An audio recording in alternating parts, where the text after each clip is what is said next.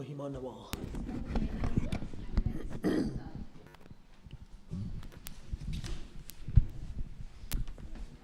Mahimanarva.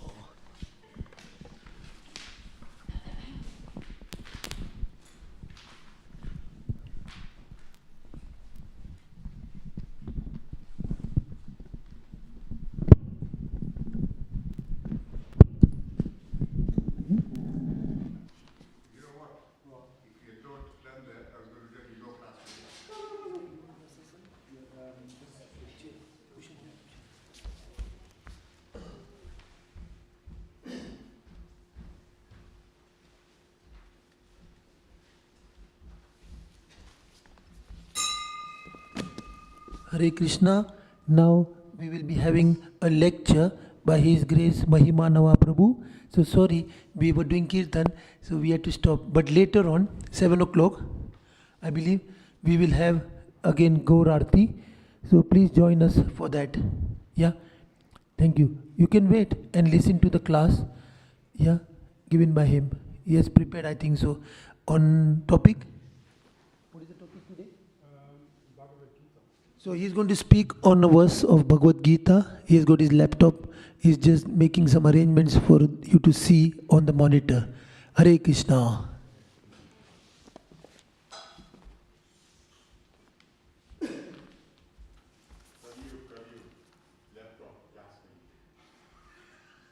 Yes, Kali.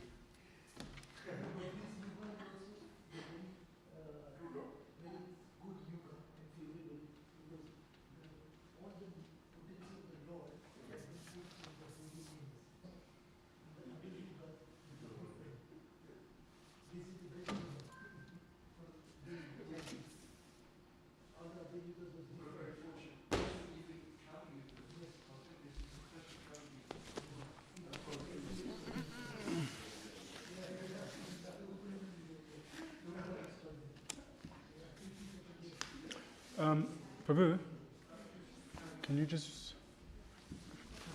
you bring... This one? Yeah, that's... This one?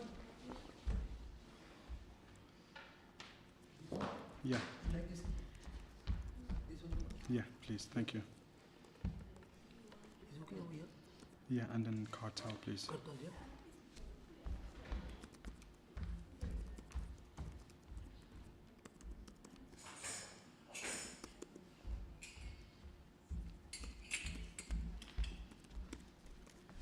Thank you. So it's going to start from 6 o'clock to 7? Yeah. 1 hour.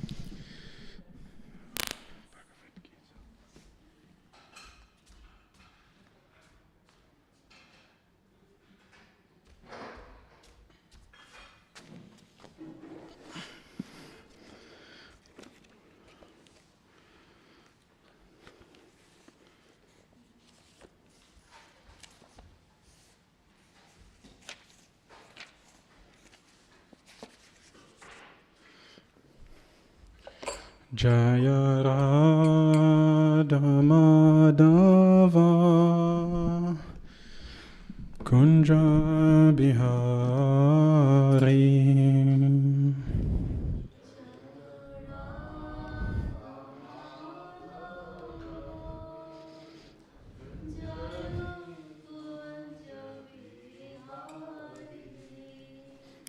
Jaya Radha Madhava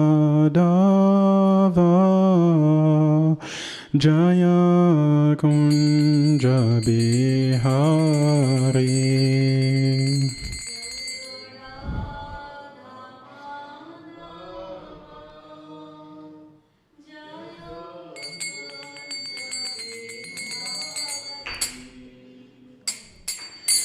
Jaya Gopi Jana Vallabha Girivanadari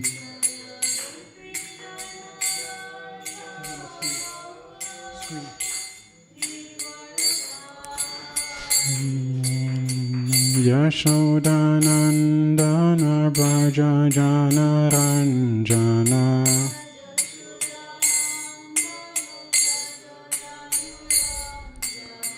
Yamuna Tira Vanachari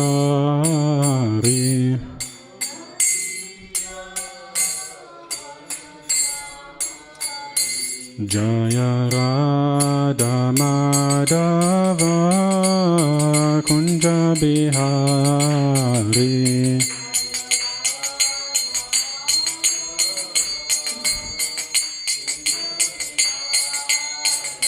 Jaya Gopi Jana Vallabha Girivanadari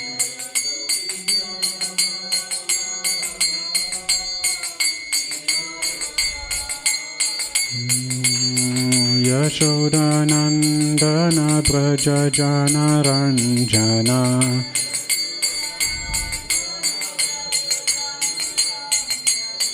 Yamuna Tira Vanachari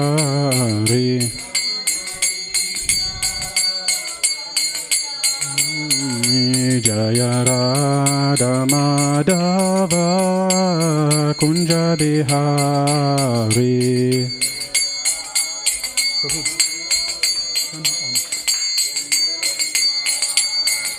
Jaya Gopi Jana Vallabha Girivanadari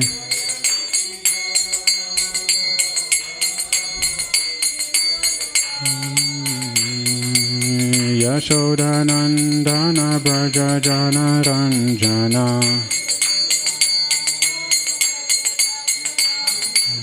Yamuna Tira Vanachari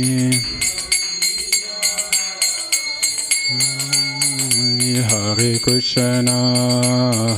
Krishna Krishna Krishna Hare Hare Hare Rama Rama Rama Hare Hare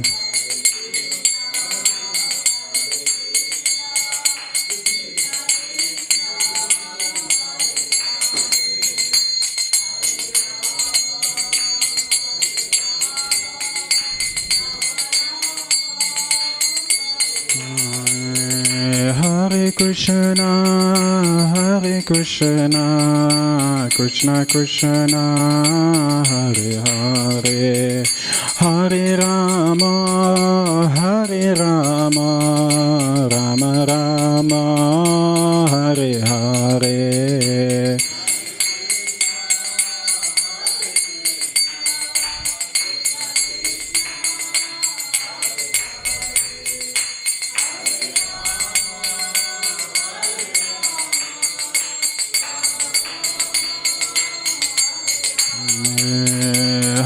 Krishna Krishna Krishna Hare Hare Hare Rama Rama Rama Hare Hare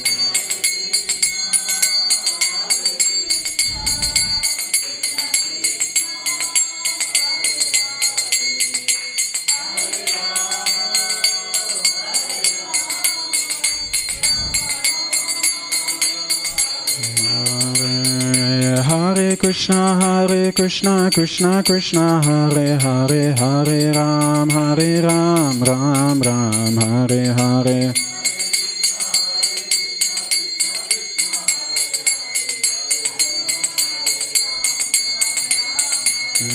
Hare Krishna Krishna Krishna Hare Hare Hare Ram Ram Hare Hare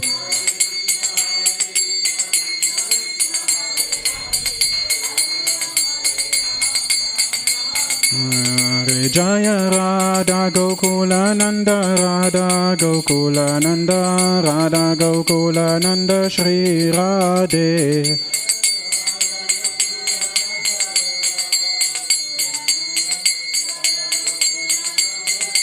Radhe Jaya Sita Ram Lakshman Hanuman Sita Ram Lakshman Hanuman.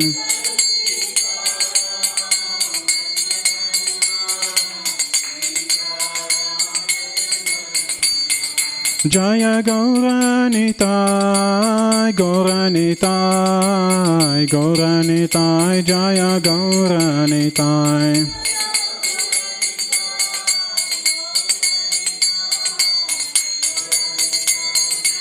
Gauranitai, Jaya Jaya Prabhupada, Prabhupada, Prabhupada, Jaya Jaya Prabhupada.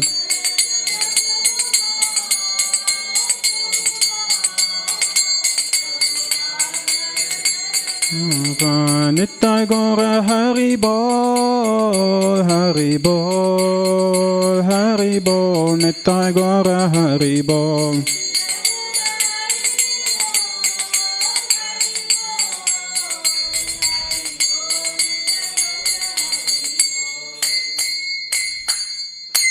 Shishi Radha Gokulananda ki, Shishi Sitaram Lakshman Hanuman ki, Shishi Gauranitai ki, Srila Prabhupada ki, Nitai Gaur Pramanande. Hare Krishna, everyone. Is it okay if I can request you all, if you're comfortable, just to move a little bit more forward? I feel like maybe there's maybe an invisible kind of wall and you're all just very far away. They say that actually when you're a bit closer, that you feel more engaged, more interacted, and more connected. Is that better? Do you all feel better now? Can you see me also? Okay, brilliant. Let me just do this. Kind of giving away too much already. So thank you all so much for attending the Bhagavad Gita sessions. Actually, it was Srila Prabhupada's wishes that in every temple, there's always a Bhagavatam classes in the morning around 7:30, and that there's a Bhagavad Gita class in the evening, because every morning we're bathing our consciousness in Shastra, and every evening we're also bathing our consciousness in Shastra. Because what happens between the morning till the evening? Work, yes. A lot of things happens, and if it's not work for those that live in the temple, prasadam. So there's a lot of things that happens, and so usually it's ideal that we try and engage our mind as much as possible in the Bhagavad Gita. So again, thank you so much for being here, and for those that are watching online, we're going to start off with a little prayer. Just to kind of, like, we're already in an auspicious environment, we're already in an auspicious place in the temple room, Shishi Radha Gokulananda, but we've all come from a busy kind of day to day, so just to kind of set the mood, just kind of feel a bit more connected and focused, we're going to just do a short prayer, an invocation, and please join along. Om Ajnanatimandasya Gananjana Shalakaya Chakshurumilitam Yena Tasmai Shri Guruve Namaha. Namo Vishnu Padaya Krishna Prishtaya Bhutale Srimate Bhakti Vedanta Swami Niti Namine. Namaste Saraswati Deve Gauravani Pracharine Nirvishesha Shunyavadi Paschacha Deshatarine Jai Shri Krishna Chaitanya Prabhu Nityananda Shri Advaita Gadadhar Shiva Sadi Gaura Bhakta Vrindam Hare Krishna, Krishna Krishna, Hare Hare, Hare Rama, Rama Rama, Hare Hare, Hare Krishna, Krishna Krishna, Hare Hare. Hare Rama, Rama Rama, Hare Hare. Vanchakalpatarubhascha kripa sindhubhya eva cha. Patitanam pavanebhyo vaishnavebhyo namo namaha. Hare Krishna. So thank you all so much. Today we're reading from the Bhagavad Gita, chapter 17, verse 14. And this chapter is entitled The Divisions of Faith. In fact, I was listening to a lecture and it said that if all the verses are culminated that speaks about the modes of material nature, it comes to around 100 verses out of 700 verses of the Bhagavad Gita. So actually these topics of the modes, they're very powerful, very important, very relevant, because in order for us to know where we're going, we need to know where we are. And we need to know what we're dealing with on a daily basis.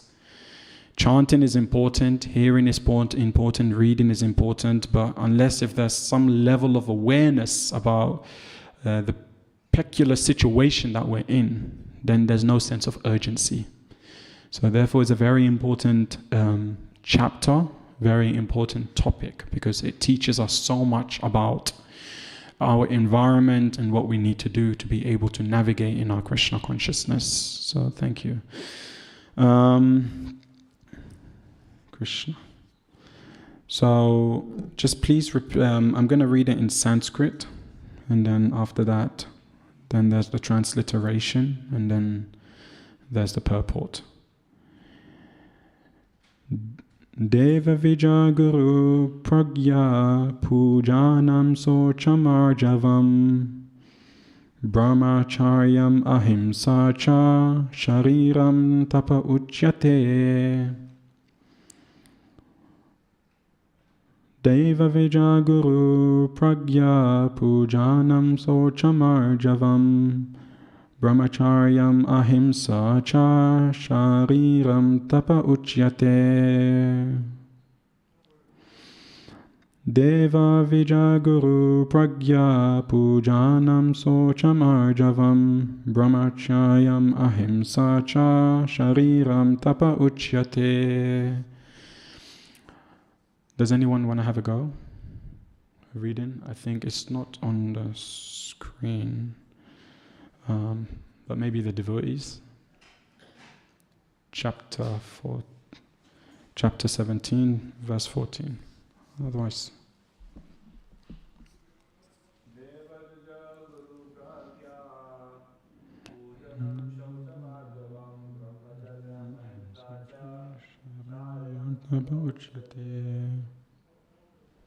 Thank you so much. Chapter 17, verse 14.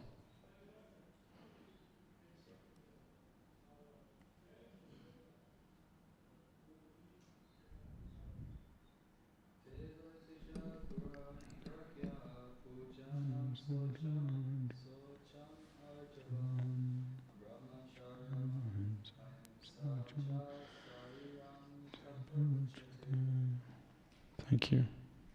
So we're just going to read the transliteration. Please repeat after me. It's quite simple.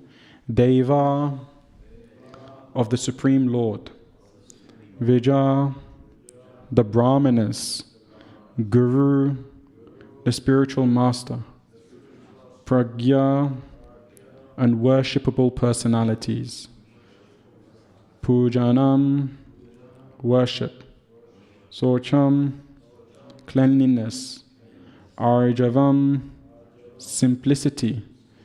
Brahmacharyam, celibacy.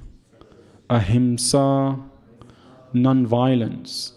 Cha, also. Shariram, pertaining to the body. Tapa, austerity. Uchyate, is said to be.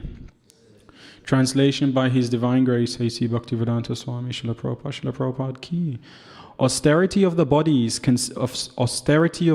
consists in worship of the Supreme Lord, the Brahmanas, the spiritual master and superior like the father and mother, and in cleanliness, simplicity, celibacy, and non-violence. Please repeat after me. Austerity of the body consists in worships of the Supreme Lord, the Brahmanas, the spiritual master, and superiors like the father and mother, and in cleanliness, simplicity, celibacy, and non-violence. Purport.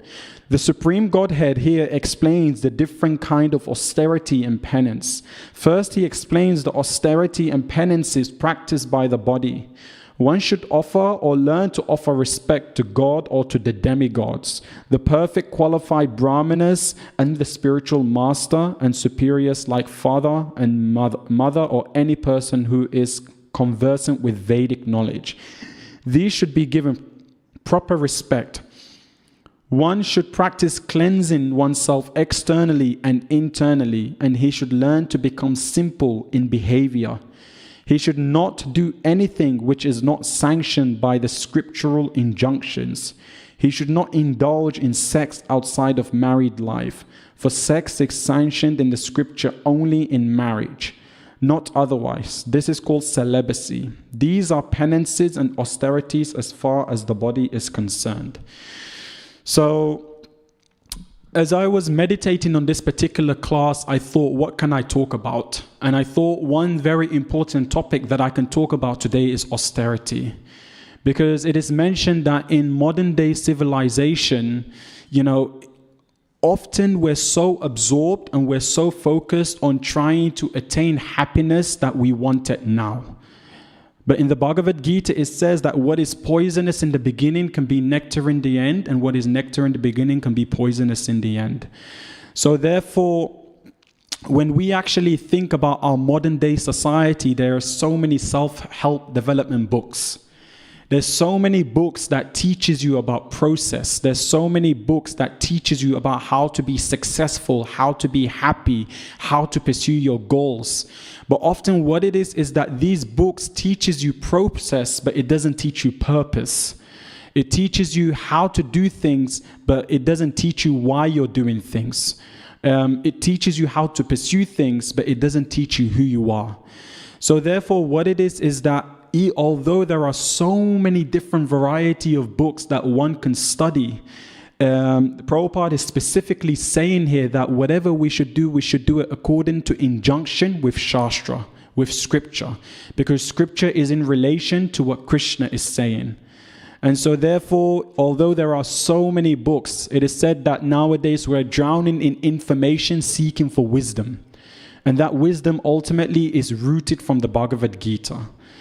So therefore, when we talk about austerity, when we talk about whatever we do, it should be in according to the injunctions of the scriptures, of what Krishna is saying.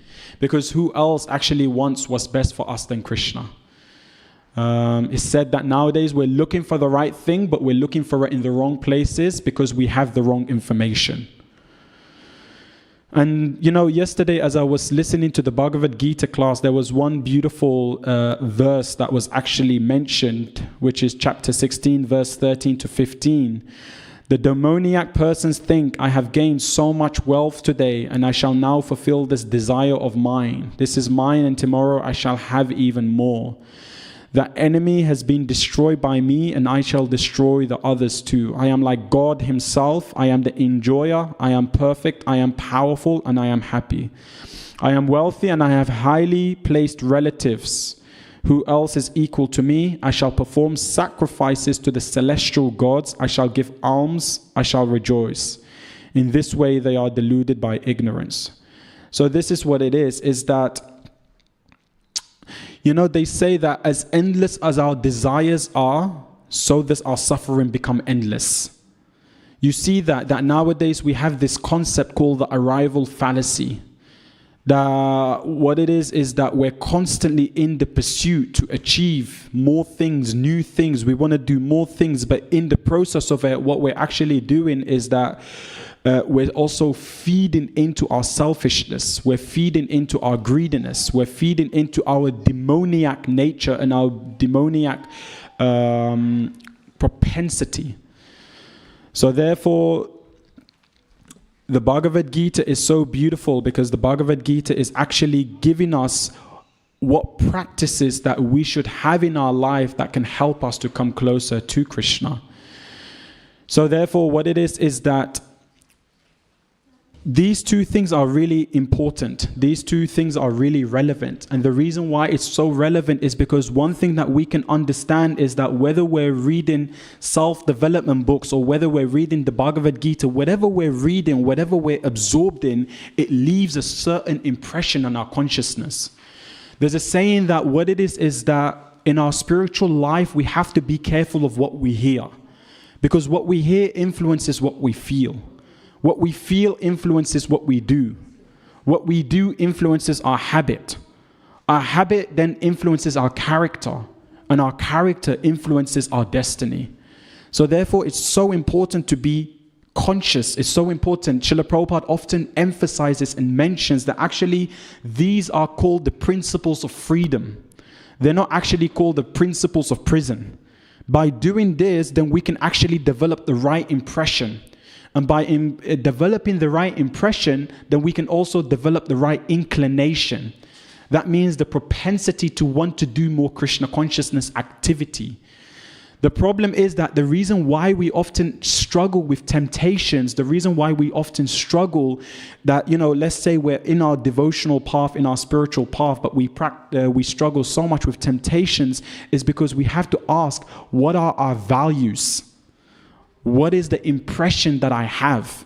And what is it inclining me to do?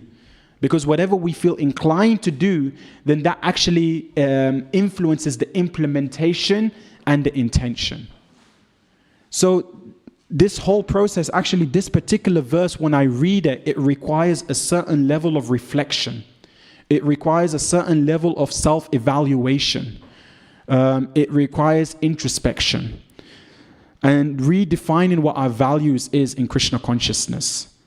And by doing so, then actually what it is that then therefore we can actually practice Krishna consciousness in the way that it's supposed to be practiced. Because activity is one thing and intention is the other. And it's actually interesting because if we look at this particular verse, austerity of the body consists in worship of the Supreme. When we talk about worship, what we're actually talking about is respect. Respecting the Supreme Lord, respecting the Brahmanas, respecting the spiritual master and the superiors. It's interesting that we mention all these personalities because a huge part of our Krishna consciousness, a huge part of our spiritual practice is actually our association. What is connected to the impression is the association. The people that we invest our time with, the people that we invest our energy, the people that we associate with, what it is that we develop like-minded values, goals, and pursuit. And so therefore, that's another thing that we can reflect on, is that who are the type of people in my life that I'm associating with, and what is the quality of my shravanam, my hearing, and how is that influencing me? And so therefore, like I was mentioning earlier on in the Bhagavad Gita, chapter 18, verse 37, Krishna says that which seems like poison at first, but tastes like nectar in the end, is said to be happiness in the mode of goodness. It is generated by the pure intellect that is situated in self-knowledge. The struggle with respect, the struggle with humility, the struggle with service is that we have lived in a society where for many decades, many years in our life, we may have been feeling exploited.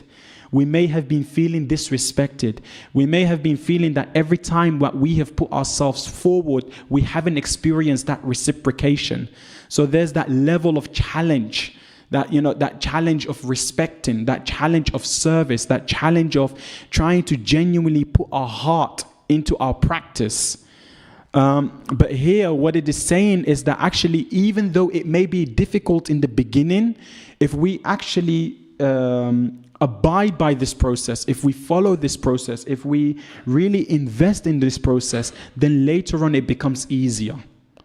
So it may be difficult now, but as we actually practice the path of respecting these personalities, serving these personalities, hearing from these personalities, later on it impacts our psyche, it gets easier, and it develops our character, it develops our personality, it intensifies our faith.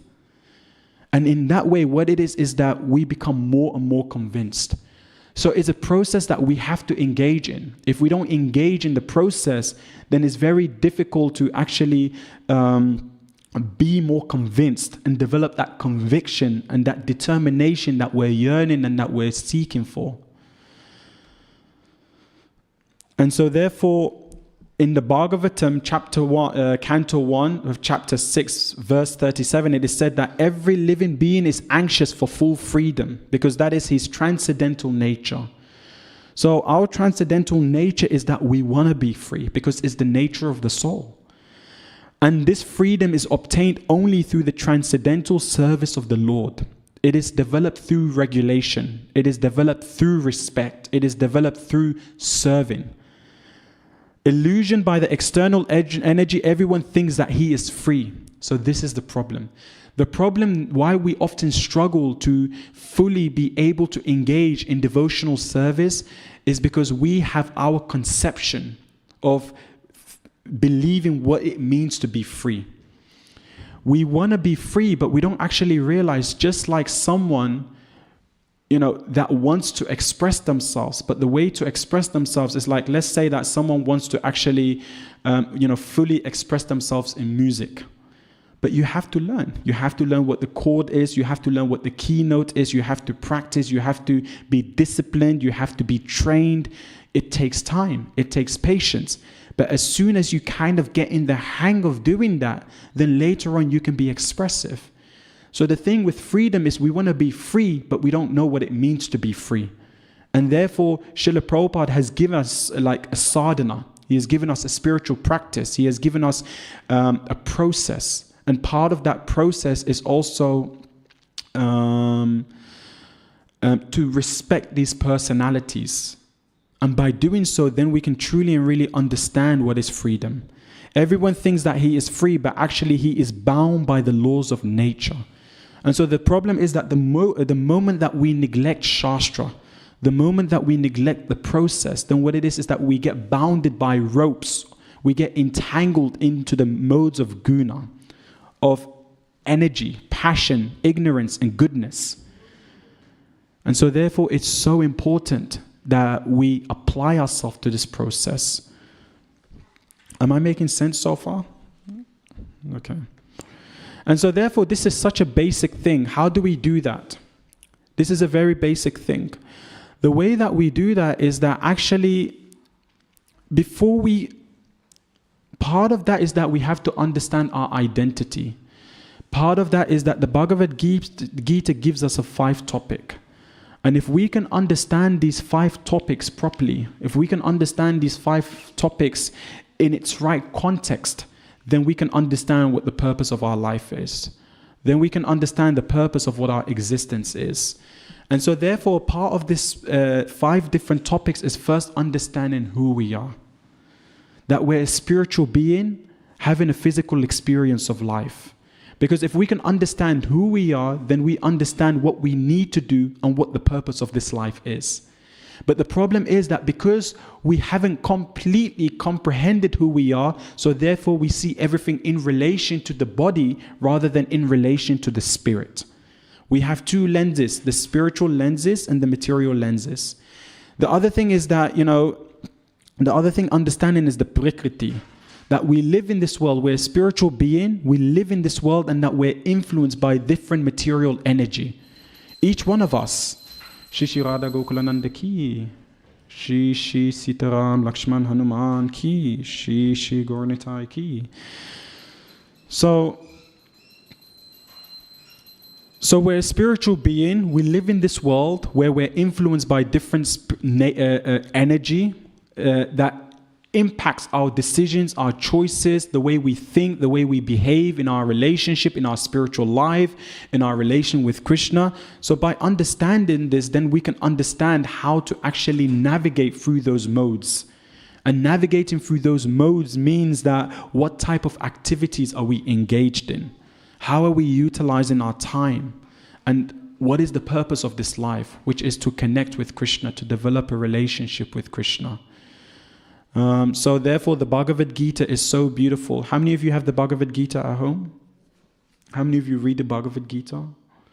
So therefore, it's really important. It's important that we regularly hear the Bhagavad Gita, that we regularly read the Bhagavad Gita, because realization comes through Sangha. It comes through coming together, reading the Gita, discussing the Gita, and being able to understand and comprehend the Gita, which ultimately gives us that purpose that each one of us are actually searching for and that we're looking for in this world. So therefore, the Bhagavad Gita is our manual to life, our companion, our only friend that is able to help us and that is able to really encourage us and empower us in what it is that we're supposed to be doing in this world. And it's interesting. So therefore, often people ask me, so does that mean there's anything wrong with reading self-help books? Not necessarily. Like, you can read self-help books, but let's try and put things into its right context. The thing is, self-help book is helpful, but only to some degree. The Bhagavad Gita teaches us about how to understand our inner world better, how to understand Atma, how to understand the way that the world works, genuinely works. But the self-help book only helps us to understand our outer world better and how to improve the quality of our outer world. The Bhagavad Gita teaches us that, what genuinely and truly matters in life. There's so many people in the world that come to the end of their life and they realize that they were living someone else's life, that they were living a reality that was just not meant for them. But the thing is that the Bhagavad Gita teaches us what genuinely matters. The Bhagavad Gita doesn't only teach us how to understand ourselves, and it doesn't only teach us what matters, it also helps us to ask the right questions. Because if we see the first chapter of the Bhagavad Gita, if we understand that the first chapter of the Bhagavad Gita, it was Arjuna's dilemma. It was that whilst we're living in this world, whilst we have so many different circumstances, responsibilities, dilemmas, and things going on, the most important thing is that we take the time to pause. We take the time to think. We take the time to ask the right questions. Whilst self-help book only helps us to answer questions, and that may mean that necessarily sometimes we're not answering the right questions. So we have to understand what are the right questions in order to find the right answers. And lastly is that the self-help book helps us to engage in what is easy now but becomes difficult later. While the Bhagavad Gita teaches us what's difficult, helps us to understand that something is difficult now, but we should engage in it because later on it helps us in better ways. Is that clear so far? These are practical things the Bhagavad Gita is so beautiful because there's the philosophical aspect of it. But alongside that philosophical aspect of it is that it is something that we can literally take and pick up and read on a daily basis to help us to be able to navigate through life. Because you all live a different life. You come from a different background. You do different things. And so then therefore what it is that they say that philosophy without spirituality can make us lose our humanity. We have to have some level of, the philosophy needs to be there, but alongside the philosophy there needs to be practicality. And that practicality is then what can help us to be able to actually interact and live the reality of the Bhagavad Gita in the right way. So therefore this is just some practical things that I'm just sharing. And so coming back to the verse, austerity of the body consists in worship of the Supreme Lord, the Brahmanas, the spiritual master, and the superior like the father, mother, and in cleanliness, simplicity, celibacy, and non-violence. So therefore, one thing that we've established already is that when we talk about worship, we're talking about respect. Respecting these different type of personality. In India, it's very much the culture, that actually to give respect. Not to expect respect, but to give respect. And in that way, what it is that in that mood of humility, then we become more accessible to the wisdom, to the knowledge. And so therefore, Srila Prabhupada was mentioning in the purport that actually when we talk about respecting the Brahmanas, we don't mean that necessarily just the Brahmanas of the caste creed. It doesn't necessarily mean that anyone that just says that I'm a Brahmin, that we respect them. But we respect those individuals according to their guna and their karma, according to what activities that they're engaged in, and that they're in the mode of goodness. So therefore, what it is that it's so important that when we talk about respect to the Brahmanas, that we put it into the right context. And not only respecting the Brahmanas, but also respecting the spiritual teachers. Because ultimately we understand that actually to be able to attain the mercy of Krishna, we have to be able to attain the mercy of the devotees. Because Krishna is subservient to his devotees. In order to be able to have the wisdom, to have the knowledge, to have access to that, we have to be able to serve and respect the Vaishnavas. Krishna says in the Bhagavad, Krishna says, right, that the devotees are in my heart and I am in the heart of the devotees. And lastly, to respect our parents. But once I was listening to this lecture this morning, one thing that was also mentioned is that giving respect, showing respect and honoring respect to all these different personalities is important. But there may come a point where maybe your parents, they may say to you, stop getting too devotional. Stop becoming too serious in your spiritual life. And it's happened. We've had many devotees that live here at the manor, and even when I go to other temples, that people genuinely struggle with this. That they want to show respect, that they want to display, live with respect for these different personalities. But sometimes we may come across personalities that, because of discomfort, or for whatever reason or agenda, they may say to you that you're becoming too serious, or give up your Krishna consciousness, or don't take this so serious. So what do you do? And so therefore, Srila Prabhupada is mentioning in the purport here that to show respect to all these personality is important, but there comes a point where we also have to put our devotional life and our spiritual life at the foremost. There are times where the Vedic injunction, and we can see this through the examples of great Mahajans like Prahlad Maharaj, that there are times where we can genuinely say no. As much I respect you, my responsibility and my duty first comes to my spiritual life, to Krishna consciousness, to my spiritual teacher. And so therefore, giving respect is important, but that giving respect has to happen in junction with scripture. Because without it happening according to injunction, then we may be showing respect, but in the process of it, we may be also weakening our connection and our relationship with the Supreme Lord and in our bhakti. And there's great examples. Prahlad Maharaj was one of the examples when his father told him to give up worshipping Krishna. But Prahlad Maharaj refused, and he said, no, that actually my first and foremost worshipable personality is the Lord himself, Krishna. And, another example is actually, we can even see in the example of Durvasa Muni. So there's different examples where it comes into place where personalities may offend you, or personalities may tell you to give up your Krishna consciousness, but actually our first and foremost responsibility comes to Krishna. But coming to Krishna, like our responsibility and our duty coming to Krishna, doesn't necessarily mean that we become disrespectful. There is a way that we can actually be stern in our practice, in our Krishna consciousness, and not be disrespectful at the same time. And so then therefore that's important, that whatever we do, that we do it in the right mood. We do it with simplicity. We do it in a ahimsa way, in a non-violent way.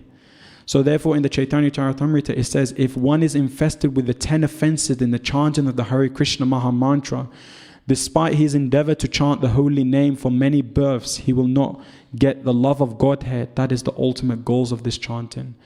So therefore it's said that actually, if we're doing the right thing, but we're doing it with the wrong mood, with the wrong intention, with the wrong mindset, then actually it still remains detrimental to our spiritual practice.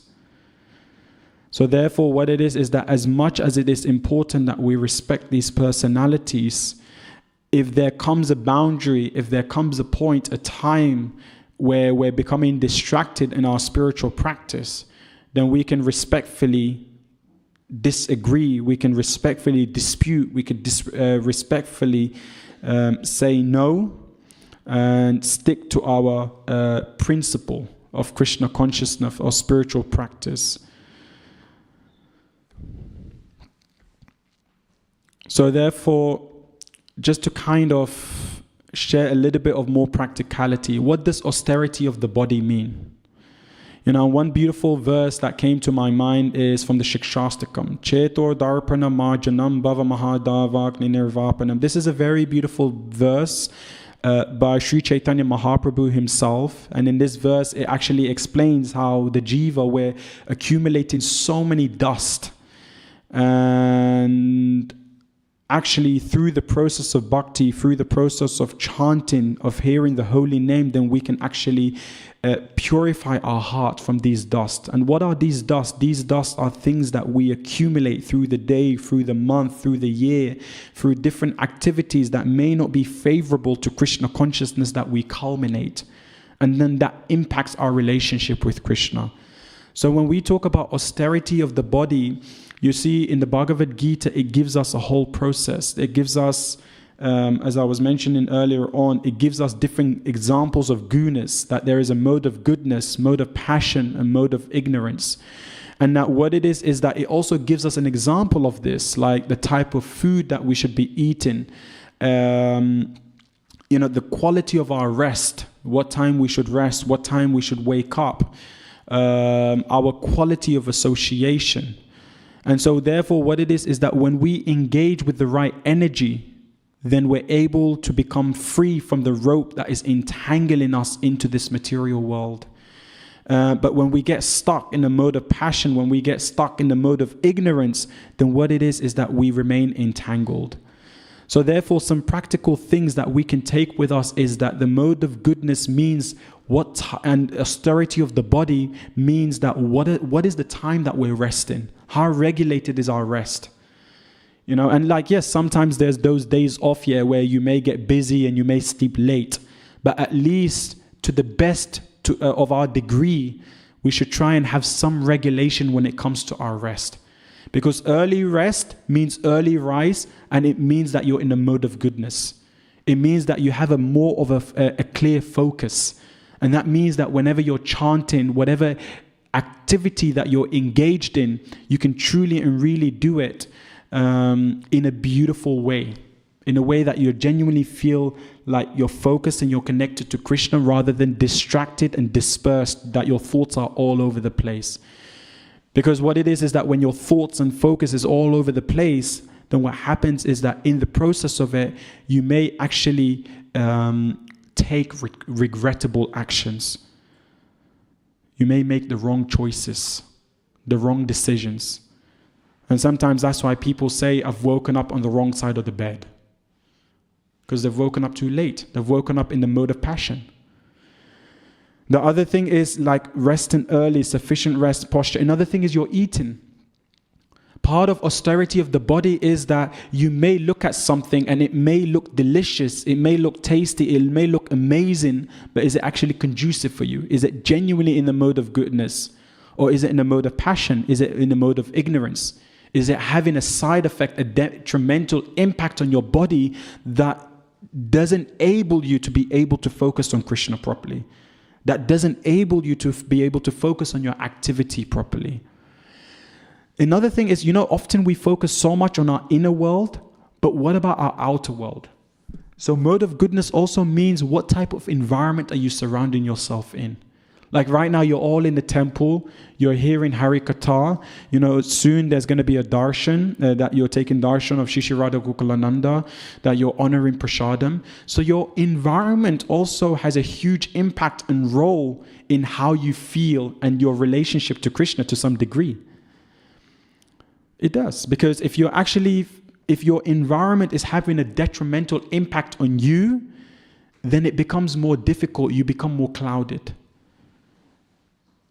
You become more difficult to really be able to engage in devotional service. Our inner world impacts our outer world, but so our outer world impacts our inner world. And then the last thing is, Keshe Maharaj always makes this very beautiful example that out of every single month, we should find a week to disconnect. Out of every week, we should find a day to disconnect. And out of every day, we should find an hour to disconnect. So therefore, what it is that if we're busy, we're engaged in so many office work, we're engaged in school, different projects, different things, we should try and at least find an hour in our day, or we should try and at least find a day in our week to be able to do some service, to be able to chant the Hare Krishna Maha Mantra, to be able to do something that will help us to strengthen our relationship to Krishna and our relationship with the devotees. So that's also very important. What does austerity of the speech mean? Sometimes it may be easy, like in the Bhagavad Gita, it says austerity of the speech consists in speaking words that are truthful, pleasing, beneficial, and not agitating to others, and also in regularly reciting Vedic literatures. So therefore, what it is that when we talk about Sangha, it means people coming together and talking about Krishna, because wherever Krishna is spoken about, that's where Krishna is. And actually, Arjuna shows through his own example that part of speech, part of communication means being attentive. Like I hope you're all attentive right now. Being attentive, like really being here in the moment. And not only being here in the moment, being open. Sometimes we approach the spiritual teacher. Sometimes we approach our mentors. Sometimes we approach those seniors to us, our parents, with an intention, a mood of fighting back, like being aggressive, being defensive, being aggressive. And yes, you may necessarily disagree, but it's also being about open to feedback, being open to Hari Katha, being open to the wisdom of the Bhagavad Gita, and being honest. And lastly, being humble. Because without humility, then we can't actually really drink in the nectar of Scripture appropriately.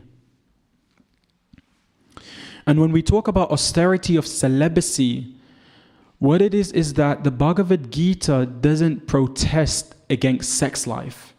It doesn't protest against, engaging in sex life. But what it is that it gives us a regulation, so then therefore we can regulate our relationship. We can regulate our sex, because the most powerful energy is that energy in the body. That often what it is that if we allow our lust to loose, then we're not really able to retain that focus. We're not able to retain that connection. And what it is that we become more weak to other temptations in life. So therefore, the Bhagavad Gita and the Bhagavatam, they encourage sex life as long as it is in according to procreation. That, we genuinely are doing this because we want children. We want to raise a nice, genuine children in Krishna consciousness. In fact, it says in the Bhagavatam that if we don't have the ability to be able to help our children and support our children to become more Krishna consciousness, then we should abstain from wanting to become parents.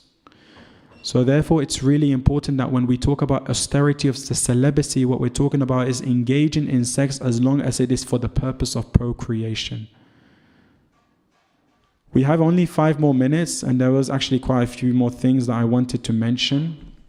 But I hope that was practical. Was that practical? Is there something that you genuinely feel like you will take from this and apply in your lives?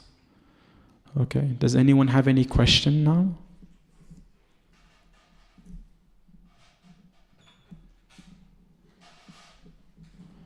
Or, if you don't have any question, was there anything specifically that you understood that you will take with you? Go. Self-help books are there, right? But they are just, I mean, they are good, they are not bad. But the actual Bhagavad Gita tells us the actual goal of the life. You know, the self-help books are good, but they are all talking about maybe materialistic or maybe, you know, but Bhagavad Gita talks about the self, you know, how it was inner world, how you project yourself to the society or to the outer world. You know? So I think that's a big takeaway from me because I read self-help books quite a lot. Yeah. Recently I'm reading this Atomic Habits by James Clear. Yeah. It's a fantastic book. But again, what you tell me just now in this lecture, I can really relate that book is there, that's nice. But it doesn't talk about the whole goal of the objective of life. So that's a big takeaway. No, thank you so much. Yes, and all these books that we're reading, ultimately the knowledge originates from the Gita anyway. So definitely thank you. Anyone else? One more person before we conclude? Yeah. So how would one person take on environmental desires? To give up the lower nature, we have to develop taste for the higher nature. I think part of that is that we have to evaluate the quality of our association. If we're surrounded by the right community and the right people, and so therefore naturally what happens is that there comes this element of influence. There comes this element of that because they're engaging in certain activities. Remember what I said to you, our impression influences our inclination. So I think a huge important part is also the type of people that we're investing in. And sometimes the problem is we're not mindful of that, we're mindless. And because we're mindless, we're taking in the wrong things that we're not aware of. And at the same time, we're missing out on the opportunity to absorb in the right thing. So I would say just surround yourself with devotees, with the right people as much as you can, because they will have a certain impact on your life. And then therefore, then you can share that with others. Does that help? If it doesn't help, we can talk more about it. All right. But thank you so much. I hope that was okay. Yeah. I created it, but I can, with the help of many different senior devotees, but I can also share it. Yeah, I just the verse you just put on, but it didn't say reference to where the verse was from. Yeah. So definitely, I'll share it with you. Antara Srimad Bhagavad Gita ki, Srila Prabhupada ki, Nitai Gaur Premanande.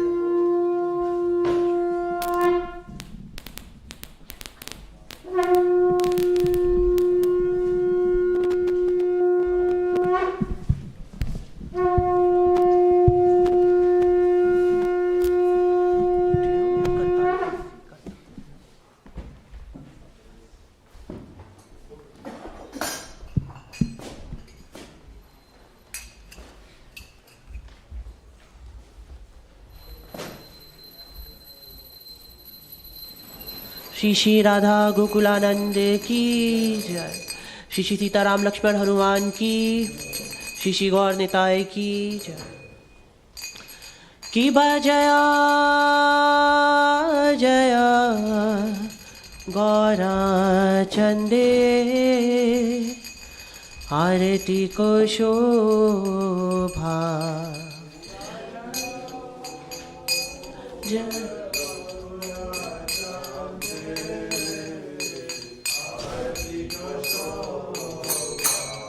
Jaya Jaya Gaura चंदे।